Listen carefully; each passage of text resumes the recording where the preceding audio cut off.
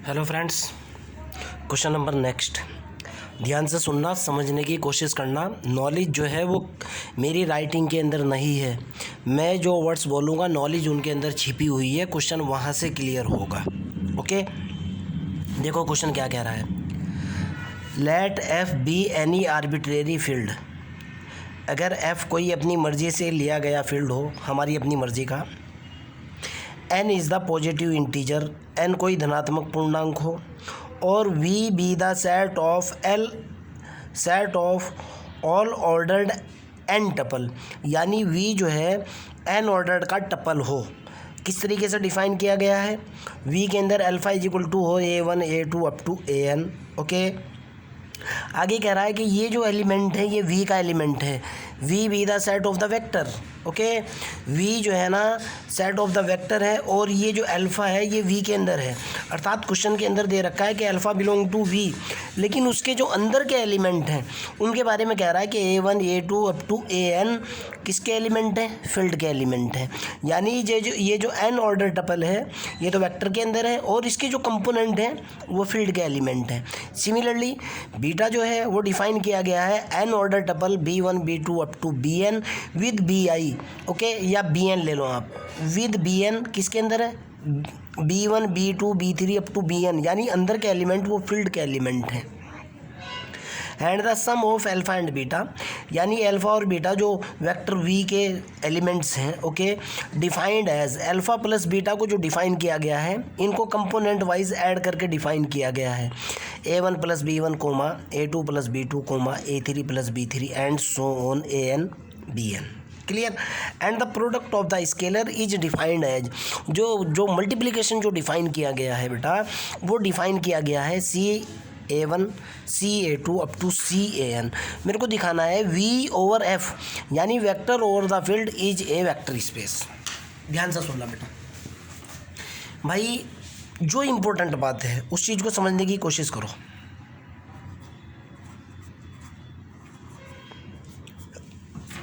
पहली बात ये है, मेरे को गिवन दैट जहाँ आपको प्रॉब्लम आ सकती है, जो मेन क्वेश्चन है एफ इज फील्ड, वो कैसा है मेरे को मतलब नहीं है। एफ इज ए फील्ड बेटा, अगर एफ फील्ड है ना, ध्यान से सुन लेना, एफ अगर फील्ड है ना तो इसका मतलब ये निकलता है एफ इज ए ग्रुप।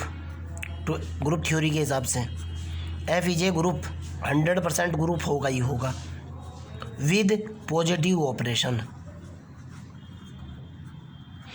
अगर एफ जो है ग्रुप है, अब यहाँ आ जाओ, अगर एफ ग्रुप है तो जाहिर सी बात है इसके अंदर क्लोजर प्रॉपर्टी भी होगी, एसोसिएटिविटी भी होगी, आइडेंटिटी भी होगी और इन्वर्स भी होगा। अर्थात सीधा सीधा जो है ना, अगर कोई element A belongs to field का होगा तो माइनस के ए बिलोंग टू फील्ड का एलिमेंट होगा ही होगा। क्यों होगा? क्यों? एफ इज ए ग्रुप, और अगर ग्रुप है पॉजिटिव ऑपरेशन के साथ ग्रुप है तो एडिटिव आइडेंटिटी बोलती है या एडिटिव इन्वर्स की प्रॉपर्टी बोलती है, अगर A belong to the field है minus A belong to the field होता ही होता है। ओके, दूसरी बात, ये जो है एफ क्या है? ग्रुप है। इसके अंदर अगर एफ ग्रुप है तो जाहिर सी बात है minus A plus A is equal to group की प्रॉपर्टी से इज इक्वल टू 0, फील्ड का एलिमेंट होगा ही होगा। इंपॉर्टेंट बात है।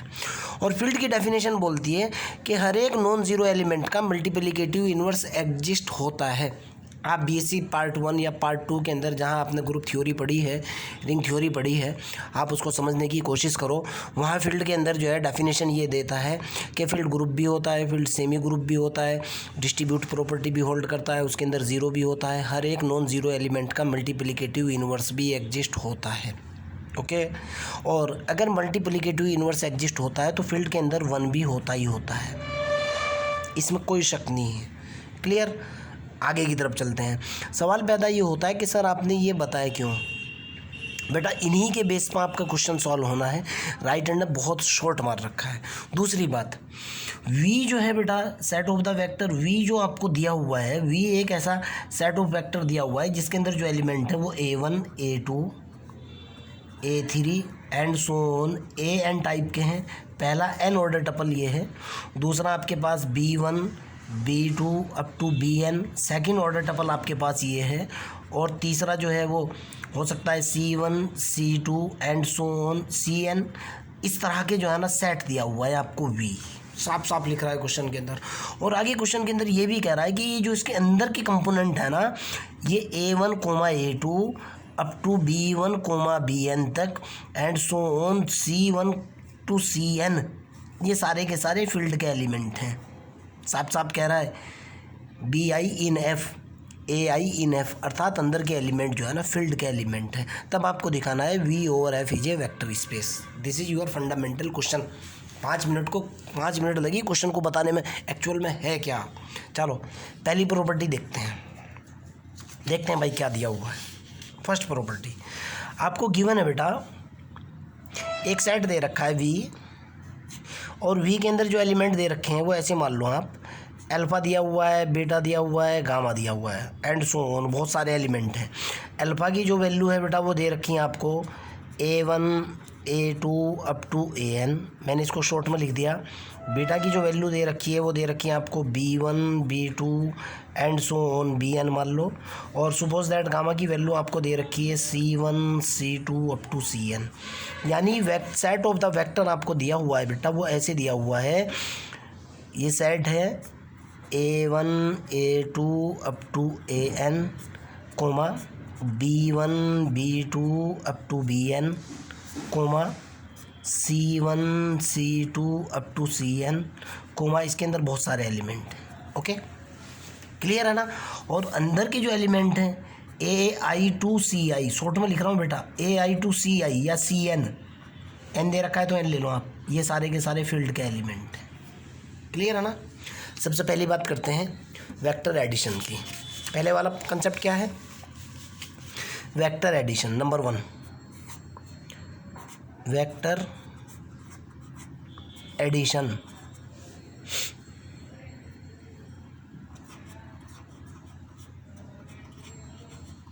समझने की कोशिश करना बेटा। वेक्टर एडिशन के अंदर आपको पता है कि अल्फ़ा जो है ना वो V के अंदर है, एंड बीटा जो है वो किसके अंदर है, वो भी V के अंदर है। क्लियर है ना।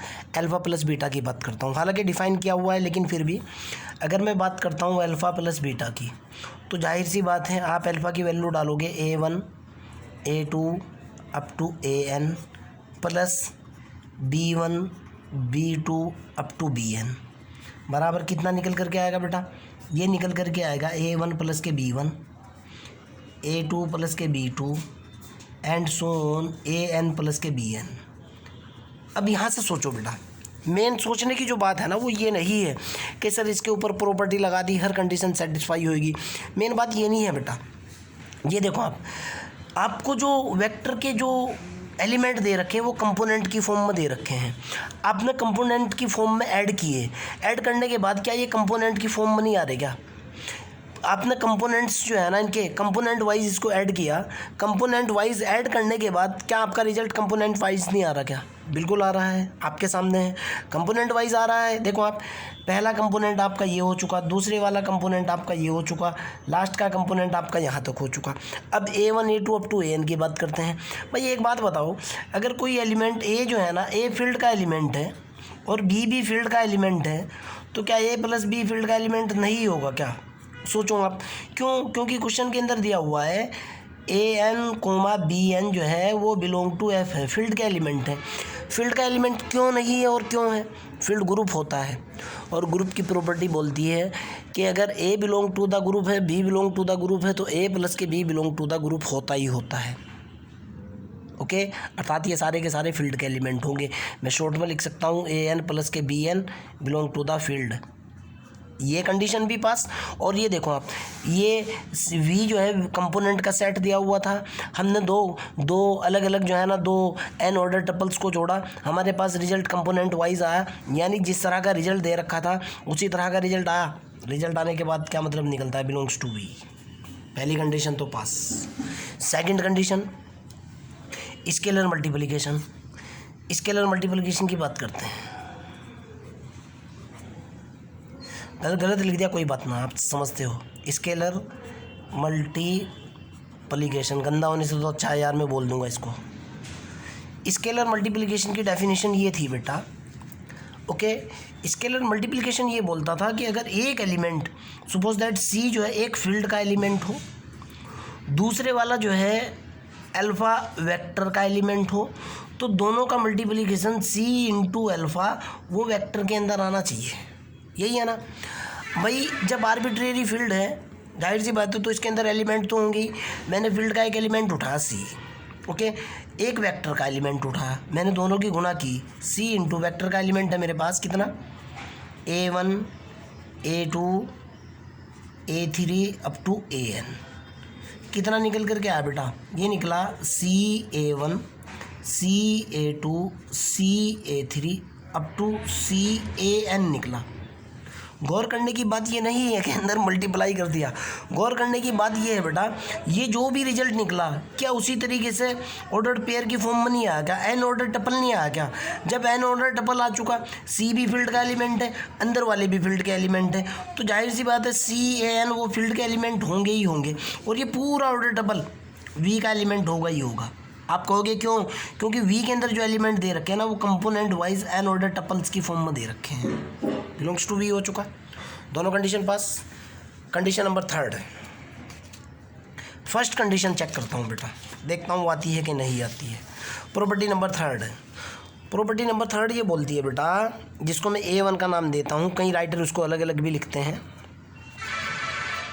A1 बोलती है कि अगर U जो है ये आपके पास होना चाहिए U प्लस के V प्लस के W बराबर होना चाहिए U प्लस के V प्लस के W के, और फॉर ऑल सारे के सारे जो एलिमेंट हो U V और W वो वेक्टर के एलिमेंट हो। ओके, आपको अल्फ़ा बीटा गामा की फॉर्म में दे रखा है ना, ओके, तो अल्फ़ा बीटा गामा की फॉर्म में लेकर के चलते हैं, देखते हैं भाई है कि नहीं। मान लिया जाए U इज इक्वल टू जो आपका दिया हुआ है, U इज इक्वल टू जो आपको दे रखा है वो आप U इज इक्वल टू, ये देखो आप U V और W किसके एलिमेंट हैं, V के एलिमेंट हैं। V के अंदर किस तरह के एलिमेंट दे रखे हैं, कंपोनेंट वाइज दे रखे हैं। आप U जो है पहला कंपोनेंट ले लो, A1 A2 A3 N order tuple वाला AN ले लिया आपने। V इज इक्वल टू आपने क्या लिया बेटा, B1 B2 up to BN ले लिया। W इज इक्वल टू आपने क्या लिया, C1 C2 and so on CN ले लिया। जोड़ो आप, अगर आप U प्लस के V और फिर प्लस के W करते हो, पहले इधर का निकाल रहा हूँ, आपके पास आएगा A1 A2 up to AN plus B1 B2 up to BN, okay, plus C1 C2 up to CN। यही तो निकल करके आएगा। कंपोनेंट वाइज इनको जोड़ो, आपके पास निकल करके आया बेटा कितना, A1 प्लस के B1 A2 प्लस के B2 and so on AN plus के BN। प्लस किया आपने इसमें C1 C2 C3 up to CN। कितना निकला आपके पास, ये निकल गया बेटा A1 प्लस के B1 प्लस के C1। अगला निकला A2 प्लस के B2 प्लस के C2 and so on AN plus के BN प्लस के CN। निकल गया ना, कोई दिक्कत तो नहीं है ना, ये चीज़ आपकी समझ में आती है। अब ये देखो बेटा, जिस तरह के ऑर्डर टपल्स आपको दे रखे थे V के अंदर, इन तीनों एलिमेंट्स को अगर आपने जोड़ा, जोड़ने के बाद आपके पास कोई पर्टिकुलर एक एलिमेंट निकलेगा। मान लिया जाए A1 प्लस के B1 प्लस के C1, जैसे आप 2 प्लस के 3 प्लस के 5 करते हो, आपके पास मान लिया 10 निकला। ये तीनों एलिमेंट जुड़ने के बाद किसके अंदर चेंज हुए, पर्टिकुलर एक एलिमेंट के अंदर चेंज हुए ना। सपोज दैट ये R1 निकल गया सारा, ये क्या निकल गया, R2 निकल गया अगले वाला, एंड सो ऑन RN निकल गया ना। क्या उसी तरह का एलिमेंट नहीं निकल गया जिस तरह का वेक्टर के अंदर दे रखा है, निकल गया ना। ये देखो आप, बिलोंग्स टू V तो हो चुका। अब इधर से जोड़ करके देखो, जब आप इधर से जोड़ोगे, इधर से जोड़ते हैं भाई, अगर मैं दूसरी तरफ से जोड़ता हूँ U प्लस V प्लस के W इज इक्वल टू होगा, U की वैल्यू डाली A1 A2 and so on AN plus bracket लगा करके B1 B2 up to BN, फिर प्लस किया मैंने C1 C2 up to CN। देखो बेटा कितना निकल करके आएगा, बराबर आपके पास निकल करके आएगा बेटा A1 A2 up to AN plus ये कितना हो जाएगा B1 प्लस के C1, B2 प्लस के C2 और फिर B3 प्लस के कितना हो जाएगा C3 एंड सो ऑन निकल जाएगा ना। जब आप इसको जोड़ोगे, जोड़ने के बाद क्या वही नहीं आएगा क्या, A1 प्लस के B1 प्लस के C1 नहीं होगा क्या? जोड़ो ना आप कंपोनेंट वाइज। अगला क्या होगा A2 प्लस के B2 प्लस के C2। अगले वाला क्या होगा AN प्लस के BN प्लस के CN बराबर सेम नहीं आ चुका क्या भाई? U प्लस के V प्लस के W नहीं लिख सकते इसे हम? देखो आप चाहे जैसे कर लो भाई, U प्लस के V प्लस के W, अर्थात ये कंडीशन पास। मेन बात ये है बेटा, ये कंपोनेंट वाइज उसी तरीके से जा रहा है, बिलोंग्स टू V होगा। मेन बात ये है, सबसे इम्पोर्टेंट बात ये है। क्लियर? आगे की तरफ चलते हैं। अब देखो बेटा, ध्यान से सुन लेना मेरी बात को, कभी आपको डाउट लगे। अगले वाली कंडीशन की तरफ चलते हैं। पहले क्वेश्चन देखते हैं और फिर अगली कंडीशन की तरफ चलते हैं। अगले वाली कंडीशन ये है A2, कहना चाह रहा है, पूरी डेफिनेशन लिखूंगा, there exist zero belong to the set of the vector. Okay, और आगे कंडीशन होनी चाहिए सच दैट आपके पास कंडीशन होनी चाहिए u प्लस के zero is equal to zero plus के u इज इक्वल टू होना चाहिए u, और ज़ीरो भी सेट ऑफ द वेक्टर हो और u भी सेट ऑफ द वेक्टर हो। ओके, अब देखो बेटा क्वेश्चन के अंदर क्या दे रखा है, यहाँ से आपको पता लगेगा नई चीज़। क्वेश्चन के अंदर बिल्कुल साफ साफ लिखा हुआ है कि ये जो है V be the set of N order tuple, यानी वी के अंदर जो एलिमेंट है ना, वी के अंदर जो एलिमेंट दे रखे हैं वो अल्फ़ा बीटा और गामा टाइप के हैं, जो मैं अभी आपको बता रहा था। यानी वी के अंदर जो एलिमेंट है ना वो इस तरह के हैं, A1 A2 up to AN comma B1 B2 up to BN, इस तरह के एलिमेंट दिए हुए हैं बहुत सारे। आगे कह रहा है कि A1 A2 up to AN किसके एलिमेंट है? ये जो अंदर के एलिमेंट है ना A1 A2 up to AN, ये किसके एलिमेंट है? फील्ड के एलिमेंट है, फील्ड के एलिमेंट है। ये चीज़ आपकी क्लियर होती है। अब आगे देखता हूँ, यानी अंदर वाले एलिमेंट सारे के सारे किसके एलिमेंट है? फील्ड के एलिमेंट है। और फील्ड की डेफिनेशन के अकॉर्डिंग मैंने आपको क्या बोला था कि ज़ीरो जो है ना, ज़ीरो फील्ड के अंदर होता ही होता है, वन जो है ना फील्ड के अंदर होता ही होता है, और ये सारे के सारे एलिमेंट फील्ड के एलिमेंट है। अर्थात अगर मैं ज़ीरो वेक्टर की बात करूँ, ज़ीरो इज इक्वल टू मैं ऐसे लिख सकता हूँ 0,0,0,0,0 and so on and time belongs to V होगा ही होगा। कहोगे क्यों? अंदर वाले सारे एलिमेंट फील्ड के एलिमेंट हैं। क्वेश्चन के अंदर कह रहा है AI belong to the F, BI belong to the F, अंदर के एलिमेंट फील्ड के एलिमेंट है। क्या फील्ड के अंदर ज़ीरो होता है? मैं कह रहा हूँ हाँ, जब ज़ीरो होता है इनको ऑर्डर टपल की फॉर्म में बनाया जा सकता है। अगर ऑर्डर टपल की फॉर्म में बना, ये सेट ऑफ द वेक्टर का एलिमेंट होगा, और अगर सेट ऑफ द वेक्टर का एलिमेंट है, आगे की तरफ चलते हैं, ये जो ज़ीरो है ना, यहाँ कह रहा हूँ मैं, ये zero belong to the F होगा। तो अब ये चेक करता हूँ, 100% बिलोंग टू द वी होगा, ये चेक करता हूँ। अगर मान लिया जाए अब आपके पास u is equal to, suppose that u is equal to आपके पास A1 A2 up to AN है, जो कि v का एलिमेंट है, आपको भी दिख रहा है।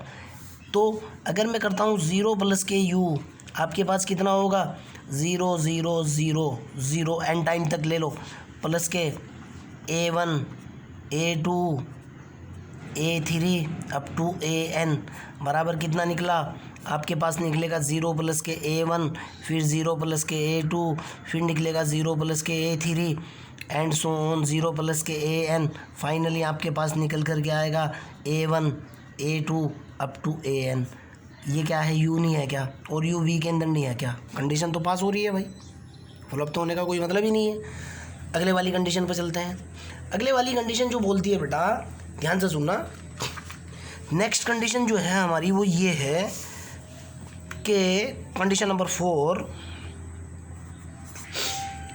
4 बोलती है कि अगर मान लिया u belongs to the v है तो माइनस के u belongs to the v होना चाहिए। ये कैपिटल v है बेटा, ये मैंने गलती कर दी है। ओके, अगर u belongs to the capital v है, माइनस के u belongs to the capital v होना चाहिए। और अगर मैं दोनों को जोड़ता हूँ, माइनस यू प्लस के यू इज इक्वल टू 0, और ये 0 भी वेक्टर का एलिमेंट हो। अब देखो बेटा, आप ऐसा होगा कि नहीं होगा, यहाँ से समझ आएगी बात। मैंने आपको क्या बोला था? F is a group. अगर ग्रुप है, जो एलिमेंट फील्ड के अंदर है उसका नेगेटिव भी फील्ड के अंदर होगा। जो एलिमेंट फील्ड की डेफिनेशन पर जाऊँ वहाँ से कंसेप्ट क्लियर होंगे आपके। जो एलिमेंट फील्ड के अंदर है उसका नेगेटिव भी फील्ड के अंदर होगा ना, ये फील्ड की डेफिनेशन बोलती है। और उनको जोड़ने के बाद 0 भी फील्ड के अंदर होगा, 1 भी फील्ड के अंदर होगा। क्वेश्चन के अंदर यहाँ साफ साफ दिया हुआ है कि A1 A2 up to AN field के एलिमेंट हैं। तो देखो आप, तो यहाँ से मेरे पास क्या निकल करके आया बेटा, तो U इज इक्वल टू मेरे पास मैंने मान लिया suppose that U is equal to है A1 A2 up to AN। Okay, मैं कह रहा हूँ कि फॉर ऑल ये जो A1 A2 up to AN किसके एलिमेंट हैं, फील्ड के एलिमेंट हैं। तो जाहिर सी बात है माइनस U की वैल्यू होगी माइनस के A1 माइनस के A2 and so on minus के AN। और ये जो है ना बेटा, ये A माइनस के A1 माइनस के A2 and so on minus के AN, ये भी फील्ड के एलिमेंट होंगे। ओके, आगे की तरफ चलते हैं। अगर मैं दोनों को जोड़ता हूँ U प्लस माइनस के U करता हूँ, कितना निकल करके आएगा बेटा, आप कहोगे A1 A2 up to AN plus minus के A1 माइनस के A2 and so on minus के AN बराबर कितना निकल गया, A1 माइनस के A1 कोमा A2 माइनस के A2 and so on AN minus के AN। कैसा वेक्टर निकला, 0 वेक्टर निकला, 0 0 आएगी ना।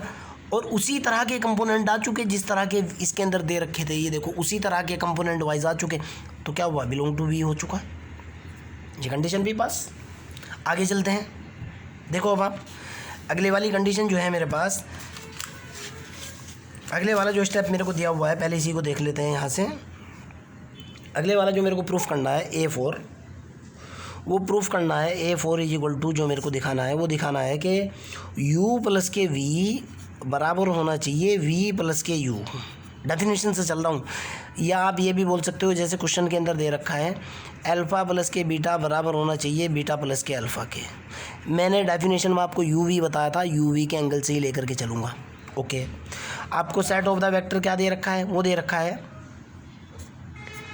A1 A2 up to AN दिया हुआ है। अगला ऑर्डर n ऑर्डर डबल दे रखा है B1 B2 up to BN दे रखा है। और अगले वाला क्या होगा, C1 C2 up to CN होगा। इसी तरह के बहुत सारे एलिमेंट होंगे। फॉर ऑल A1 से लेकर CN तक किसके एलिमेंट हैं, फील्ड के एलिमेंट हैं। क्वेश्चन के अंदर साफ साफ बोल रहा है। ओके, लगाता हूँ ये कंडीशन। अगर मैं इस पर ये कॉमोटेटिविटी लगाता हूँ, अगर मैं U प्लस के V करता हूँ तो क्या V प्लस के U होगा नहीं, क्या चेक करता हूँ। मैंने U की वैल्यू उठाई, this is my U, this is my V, this is my W, और इस तरह के बहुत सारे एलिमेंट हैं। मैंने किया U की वैल्यू उठाई, मैंने U की वैल्यू है A1 A2 up to AN। मैंने इसके अंदर प्लस किया B1 B2 up to BN बराबर मेरे पास क्या निकला बेटा, यहाँ से निकला A1 प्लस के B1 कोमा A2 प्लस के B2 कोमा A3 प्लस के B3 निकल गया ना, and so on AN plus के BN। देखो अब आप यहीं कहीं चेंज कर लो। क्या इसको मैं ऐसे नहीं लिख सकता क्या भाई, B1 प्लस के A1 नहीं लिख सकता, B2 प्लस के A2 लिख सकता हूँ ना, B3 प्लस के A3। भाई A प्लस B बराबर B प्लस A तो होता ही है। इसको क्या लिख सकता हूँ, BN प्लस के AN। क्या मैं इसको अब ये नहीं लिख सकता क्या, V प्लस के U, कंपोनेंट वाइज ऐसे ही। ओके, और ये सारे के सारे कंपोनेंट वाइज हैं, बिलोंग टू द V होंगे ही होंगे। कंडीशन पास। अगले वाली कंडीशन की तरफ चलते हैं।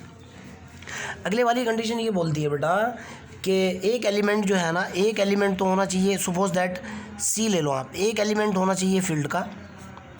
ओके, कोई दो एलिमेंट होने चाहिए वेक्टर के, suppose that V belongs to the vector और U belongs to the vector. तो कंडीशन ये बोलती है कि अल्फ़ा इंटू U प्लस के V बराबर होना चाहिए अल्फ़ा U प्लस के अल्फ़ा V। वेरीफाई करते हैं। ओके, ये मेरी बेसिक डेफिनेशन है। मैं C लेकर के चला हूँ। C के ऊपर क्या होगा बेटा, ये हो जाएगा C इंटू U प्लस के V। क्या होना चाहिए, ये होना चाहिए C U प्लस के CV। C into U plus V की वैल्यू डायरेक्ट डाल लो, बार बार सॉल्व ना करो आप, क्योंकि डायरेक्ट दी हुई है U प्लस V की वैल्यू। कितना होगा बेटा, ये होगा A1 प्लस के B1, फिर A2 प्लस के B2, फिर A3 प्लस के B3 and so on AN plus के BN। जब मैं इसकी मल्टीप्लाई करूँगा क्या ये नहीं निकल करके आएगा? ये कितना निकला? C A1 प्लस के B1। अगला स्टेप होगा C A2 प्लस के B2 and so on C AN plus के BN। पहले तो ये देखो ये ऑर्डर्ड पेयर में आ रहे हैं कि नहीं? बिल्कुल आ रहे हैं भाई, 100% आ रहे हैं। ये पहला ऑर्डर्ड पेयर ब्रैक प्लस का निशान गलत लगा दिया था। दूसरा ordered pair belongs to the V है। इधर से चेक करता हूँ क्या ऐसा है। सी यू की वैल्यू निकालता हूँ यहाँ से। सी यू देखता हूँ कितना है। C इंटू यू की वैल्यू है मेरे पास A1 A2 up to AN plus का निशान लगाया C। V की वैल्यू है मेरे पास B1 B2 up to BN। जब मैं इनको जोड़ूंगा पहला कितना निकल जाएगा? ये होगा C A1, ये होगा C A2, ये होगा C AN। फिर प्लस का निशान लगाया C B1 comma C B2 and C BN। Ordered pair की फॉर्म में चलने हैं। बराबर कितना निकल करके आएगा? C A1 plus C B1 C A2 plus C B2 and so on C AN plus C BN। बराबर C मैंने कॉमन ले लिया, पहले वाले के अंदर से C कॉमन लिया, A1 प्लस के B1 होएगा।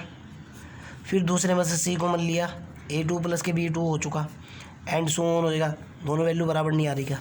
बराबर आप क्या कह सकते हो? CU प्लस के CV। कंडीशन तो ये भी पास है। अगले वाली चेक कर लेते हैं। अगले वाली कहना चाह रहा है भाई नेक्स्ट प्रॉपर्टी है, प्रॉपर्टी नंबर M3 बोलते हैं इसको, सॉरी M2 बोलते हैं, कि अगर मान लिया C जो है फील्ड का एलिमेंट है और D भी फील्ड का एलिमेंट है, आपको दिखाना है C प्लस के D into U is equal to होना चाहिए CU प्लस के DU। ये कंडीशन है और ये टोटल का टोटल फील्ड के अंदर नहीं वेक्टर के अंदर आना चाहिए। अगले वाली प्रॉपर्टी है। चलो भाई अगर मैं U की बात करूँ, U में क्या लेकर के चला हुआ हूँ? A1 B1 C1 and so on, sorry U जो लेकर के चला हुआ हूँ क्या लेकर के चला हूँ? A1 A2 up to AN लेकर के चल रहा हूँ ना। कंडा गुना इसकी भाई देखते हैं क्या आता है। ये मैंने निकाला बेटा C प्लस के D into U is equal to, ये मेरे पास निकल गया C प्लस के D इंटू यू की वैल्यू डाली A1 A2 up to AN। हर एक एलिमेंट वाइज गुना करो आप। C प्लस के D into A1 C plus के D into A2 C plus के D इंटू AN। यही है ना। सारे में से मैंने इसमें से जो है इसको अलग से लिखा मैंने C A1 plus D A1। अगले वाला C A2 plus D A2 and so on C AN plus के D AN। क्या इसको मैं ऐसे नहीं लिख सकता का ऑर्डर्ड पेयर की फॉर्म में? C तो मल्टीप्लाई में आ चुका, ये कितना हुआ? A1 A2 up to AN plus D into A1 A2 up to AN। कितना निकल गया ये? CU plus DU belongs to the V। Condition तो फिर पास हो रही है यार, देखो आप। अगले वाले स्टेप की तरफ चलते हैं भाई। अगर ये कंडीशन भी हमारी पास हो चुकी है, नेक्स्ट कंडीशन की तरफ चलते हैं, प्रॉपर्टी पे चलते हैं। M3 जो बोलती है बेटा वो ये बोलती है कि एक एलिमेंट जो है ना C फील्ड का एलिमेंट हो और कोई दूसरा एलिमेंट भी फील्ड का एलिमेंट हो और एक एलिमेंट वेक्टर का एलिमेंट हो, सपोज दैट U भी वेक्टर का एलिमेंट हो, तो आपको दिखाना है C into D into U बराबर होना चाहिए CD इंटू यू के। ओके, ये तो बेसिक डेफिनेशन है। यहाँ U is equal to alpha और बीटा की टर्म्स में है। चलो भाई U इज इक्वल टू मेरा क्या है? U जनरली अल्फ़ा दे रखा है जो कि ऑर्डर्ड पेयर की फॉर्म में है, A1 A2 up to AN है। कंडीशन लगाते हैं C into D into U की वैल्यू डाली A1 A2 A3 up to AN बराबर कितना निकल गया बेटा? C इंटू ये हुआ DA1 DA2 and so on DAN होएगा। अंदर C की भी गुणा कर दी कितना निकल गया भाई, CD A1 और CD A2 and so on CDAN। अब अगर इधर से देखता हूँ मैं, इधर से देखता हूँ एंड उधर से देखता हूँ, CD into U is equal to CD into A1 A2 and so on AN। ये कितना निकलेगा भाई, ये निकल कर के आएगा CDA1 CDA2 and so on CDAN निकलेगा ना। ये वाली वैल्यू दोनों बराबर नहीं है क्या, आप क्या कहोगे, CDU बराबर होगा CD into U. Condition pass, belongs to the V। अगले वाली कंडीशन देखते हैं। मैंने आपको क्लियर कट बता रखा है कि 1 बिलोंग टू द F, सीधी सी बात है। आपको क्वेश्चन के अंदर जो दिया हुआ है बेटा, V जो दे रखा है, सेट ऑफ द वेक्टर दे रखा है A1 A2 up to AN, comma B1 B2 up to BN, इस तरह से दे रखा है। और ये जो कह रहा है ना कि A1 से लेकर AN से लेकर BN तक फील्ड का एलिमेंट है, तो जाहिर सी बात है 1 बिलोंग टू F भी तो होगा ना, फील्ड की डेफिनेशन से करके देखते हैं, कंसेप्ट लगा करके देखते हैं। तो यहाँ ये होगा बेटा, ordered pair 1 1 1 and so on 1 belong to the set of the vector V होगा, ये इसी का एलिमेंट होगा। लगाता हूँ कंडीशन, लास्ट कंडीशन चेक करता हूँ। M4 है बेटा, 1 इंटू यू बराबर होना चाहिए U के, और U belong to the V हो। चेक करता हूँ, 1 की वैल्यू डाली 1 1 1 and so on 1 1 1 into U की वैल्यू डाली A1 A2 and so on AN। कितना निकला भाई, जब मैं इसकी गुणा करूँगा, A1 into 1 A2 into 1 A3 into 1 and so on AN into 1। निकला तो वही ना, A1 A2 AN बराबर क्या निकल गया, यूँ ही नहीं आ रहा क्या, बिलोंग्स टू तो V है ना। फाइनली आपका क्या कहोगे, कोई भी कंडीशन फेल नहीं हो रही है, so that V over F is a vector space. बड़े बड़े सवाल है, आधे घंटे का एक क्वेश्चन है, लेकिन कोई बात ना बेटा, ओके। 2-3 इसमें थोड़े सा पोर्शन ये वेक्टर स्पेस वाला बड़े क्वेश्चन है। This is your final answer. कोई डाउट हो, कोई प्रॉब्लम हो, डायरेक्टली पूछ सकते हो। बाय।